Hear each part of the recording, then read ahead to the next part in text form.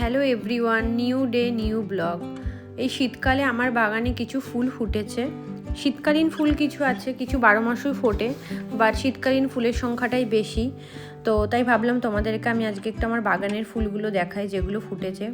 গাঁদা ফুল ফুটেছে, তারপর হচ্ছে কিছু অন্যান্য ফুলও আছে, যেমন এই গাছটার নামটা আমি ভুলে গেছি, তোমরা যদি কেউ জেনে থাকো আমাকে জানিও। আর এটা তো হচ্ছে নয়নতারা, যেটা একটা খুবই দুর্লভ জাতীয় গাছ, যেটা খুবই এসেনশিয়াল গাছ। আমাদের মেডিসিন ইন্ডাস্ট্রিতে এই গাছটা লাগে, তোমরা হয়তো অনেকে জেনে থাকবে। আর আমার আমও হয়েছে গাছে, এটা আমার 12 মাসের আম। বছরে আমার হচ্ছে এই আমটা 3 বার ফলন দেয়। কলমের গাছ, খুব সুন্দর। কিছু চন্দ্রমল্লিকাও ফুটেছে, দেখো এই কালারটা তো আমার সব থেকে প্রিয় কালার, এত মিষ্টি এই কালারটা। তো এবার চন্দ্রমল্লিকা আমি অনেকগুলো কালার লাগিয়েছি, তাদের মধ্যে এটাও একটা কালারের সেট আমার।